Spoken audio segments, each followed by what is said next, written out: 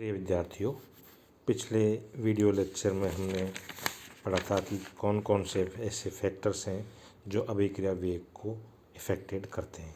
तो हमने यहाँ पे अलग अलग फैक्टर्स के और अलग अलग उनके बारे में व्याख्या की। साथ ही हमने ये भी बताया कि अभिक्रिया वेग और विशिष्ट अभिक्रिया वेग की मात्रा किस प्रकार से ज्ञात करते हैं। आज हम अब अध्ययन करेंगे अभिक्रिया की कोटि का। तो किसी भी रासायनिक अभिक्रिया की कोटि उसमें भाग लेने वाले अणुओं, परमाणुओं व आयनों की सांद्रता की घातांकों का योग कहलाता है। हम जानते हैं कि किसी भी अभिक्रिया का वेग प्रयोग द्वारा निर्धारित कर सकते हैं। अभिक्रिया वेग तथा सांद्रता में एक संबंध है और एक समीकरण से व्यक्त कर सकते हैं, जिसे हम अवकल समीकरण भी कहते हैं या वेग समीकरण भी कहते हैं। यदि अभिक्रिया वेग किसी एक अभिकारक की सांद्रता, जिसको हम सीखें कि प्रथम घात के समानुपाती हो, तो ऐसी अभिक्रिया को हम प्रथम कोटि अभिक्रिया कहते हैं। और उसके लिए जो वेग समीकरण है वो हमारी अभिक्रिया वेग इज प्रोपोर्शनल टू सी, और मैं कह दूँ अभिक्रिया वेग इज इक्वल टू के इंटू सी, जहाँ पे के हमारा गया विशिष्ट अभिक्रिया वेग है। उदाहरण के लिए यदि हम ये ले लें जैसे N2O5 का डिकम्पोजिशन अपघटन, तो देखिएगा 2N2O5 is equal to 4NO2 plus O2। तो यदि हम देखें तो हमें ऐसा आभास होता है कि इस अभिक्रिया की जो कोटि है वो 2 है, ऐसा आभास होता है, परंतु एक्चुअली में इसकी कोटि 2 नहीं होकर इसकी कोटि 1 होती है। इसका अगर हम कोटि निकालना चाहें तो हम किस प्रकार से ज्ञात करते हैं, देखिए। तो ये अभिक्रिया जो हमारी 2N2O5 is equal to 4NO2 plus O2 है, इसका यदि अभिक्रिया का वेग देखें हम, तो इसका जो dx/dt है वो यानी n किस पर डिपेंड करेगा, N2O5 पर। तो हमारा k is equal to N2O5, और यहाँ पे पावर 2 होनी चाहिए, परंतु एक्चुअली में इस अभिक्रिया की कोटि 1 होती है।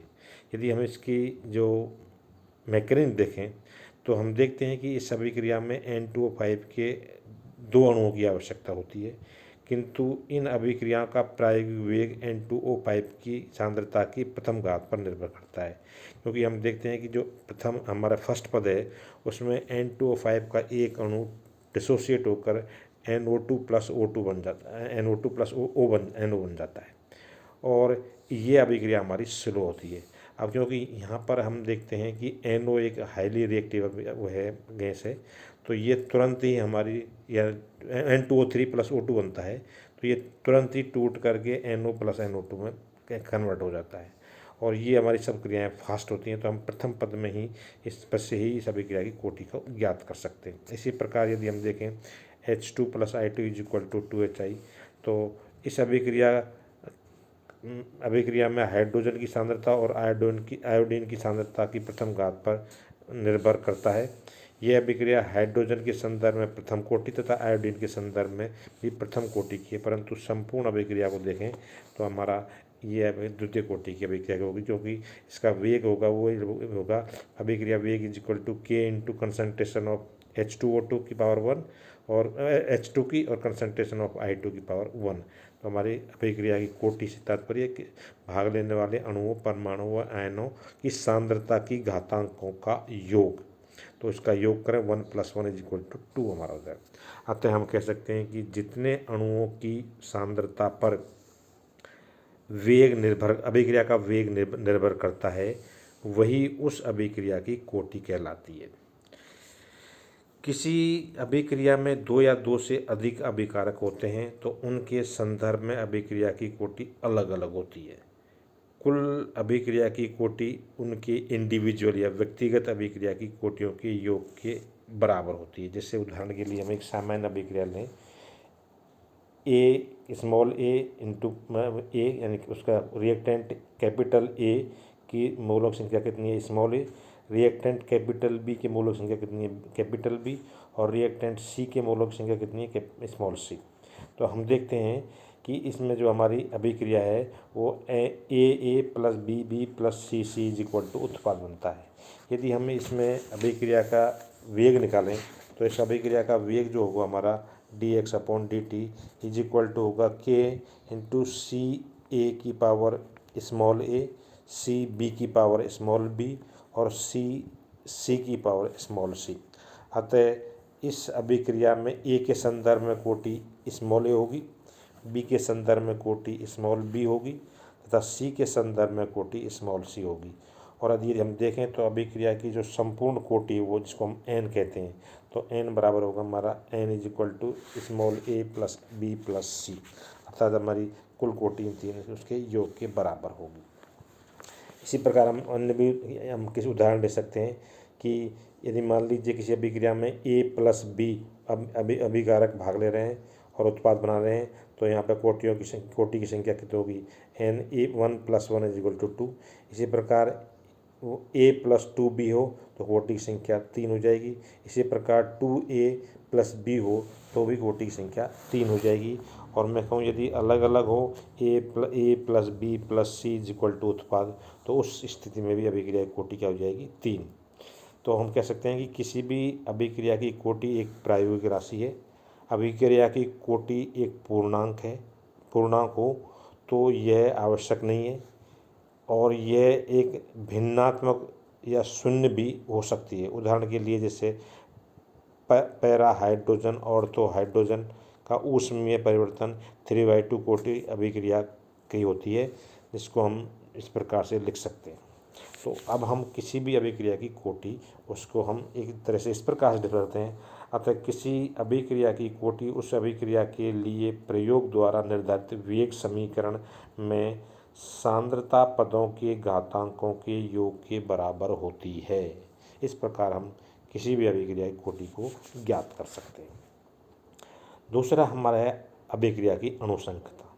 तो अणुसंख्यता से क्या तात्पर्य क्या है कि किसी भी रासायनिक अभिक्रिया में भाग लेने वाले परमाणुओं, आयनों व रिएक्टेंट की कुल सांद्रता हमारी कितनी है या कुल अणु कितने हैं वो अभिक्रिया में पार्टिसिपेट करते हैं, तो वो अणु हमारी अणुसंख्यता कहलाती है। अर्थात ये कहें किसी मूल रासायनिक अभिक्रिया में भाग लेने वाले अणुओं, परमाणुओं या मूलकों की कुल संख्या को ही उस अभिक्रिया की अणुसंख्यता कहते हैं।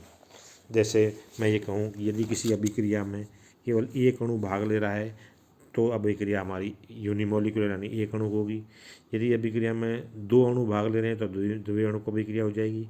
इसी प्रकार यदि अभिक्रिया में 3 अणु भाग ले रहे हैं तो हमारी टर्मोलिकुलर अभिक्रिया हो जाएगी। ये 4 या अधिक भी एक साथ परस्पर टक्कर करने से मतलब अभिक्रिया संपन्न होती है, तो उसकी भी अणुसंख्यता हमारे उसी प्रकार से चेंज हो जाएगी। जैसे उदाहरण के लिए हम देखें कि H2O2 को डिसोसिएट होने वाला तो H2O + O, तो ये हमारा एक अणु का अभिक्रिया है। इसी प्रकार से H2 + I2 = 2HI, ये द्वि अणु का अभिक्रिया है। इसी प्रकार से 2FeCl3 + SnCl2 = 2FeCl2 + SnCl4, ये हमारी त्रि-अणु का अभिक्रिया है। सामान्यतः मूल अभिक्रियाओं के लिए कोटि और अणुसंख्यता एक जैसी होती है, समान होती है। अतः एक अणु का अभिक्रिया प्रथम कोटि की होगी, द्वि-अणु का अभिक्रिया द्वितीय कोटि की होगी और त्रि-अणु का अभिक्रिया तृतीय कोटि की होगी। इस प्रकार की कोटि और अणुसंख्यता में कोई अंतर नहीं होता, परंतु ये सर्वदा सत्य नहीं है। जैसे उदाहरण के लिए यदि हम ले लें कि एथिल एसीटेट का जल अपघटन देख लें अम्लीय माध्यम में, तो हम देखते हैं कि एसीटेट का एक अणु H2O से हमारा H2O से अभिक्रिया करेगा और एथिल ये क्या बनाएगा, CH3COOH एसिटिक अम्ल + एथिल एल्कोहल बनाएगा। इस अभिक्रिया में 2 अणु भाग ले रहे हैं, यानी हम ये कहते हैं कि एक तो एसीटेट का अणु और एक H2O का। अतः अभिक्रिया द्वि-अणुक है। लेकिन इस अभिक्रिया में जल बहुत अधिक मात्रा में होने से इसकी सांद्रता में कोई मेजरेबल परिवर्तन नहीं होता और केवल इसमें एथिल एसीटेट की सांद्रता में ही परिवर्तन होता है। अतः अभिक्रिया का वेग केवल एथिल एसीटेट की सांद्रता पर ही डिपेंड करेगा और H2O की सांद्रता पर डिपेंड नहीं करेगा। इसलिए यह अभिक्रिया हमारी प्रथम घात की समानुपाती होगी, अर्थात यह अभिक्रिया हमारी प्रथम कोटि की होगी। और ऐसी अभिक्रियाएं जिसमें कोटि और अणुसंख्यता भिन्न भिन्न हो तो उस अभिक्रिया को कहते हैं हम स्यूडो ऑर्डर या छद्म कोटि की अभिक्रिया कहते हैं। इसी प्रकार से हम ऊपर उदाहरण ले चुके थे नाइट्रोजन परऑक्साइड के वियोजन का, जिसमें 2N2O5 का अणु डिसोसिएट होकर के NO2 + O2 बनाएगा। नाइट्रोजन पेंटाऑक्साइड के वियोजन की अभिक्रिया द्विअणुक है, लेकिन प्रयोगों द्वारा ज्ञात हुआ है कि अभिक्रिया प्रथम कोटि की है, क्योंकि इसकी मैकेनिज्म के आधार पर हम देखें तो प्रथम पद में हमारा जो N2O5 है उसका डिसोसिएशन होगा N2O3 + O2 में। ये हमारा स्लो प्रोसेस है।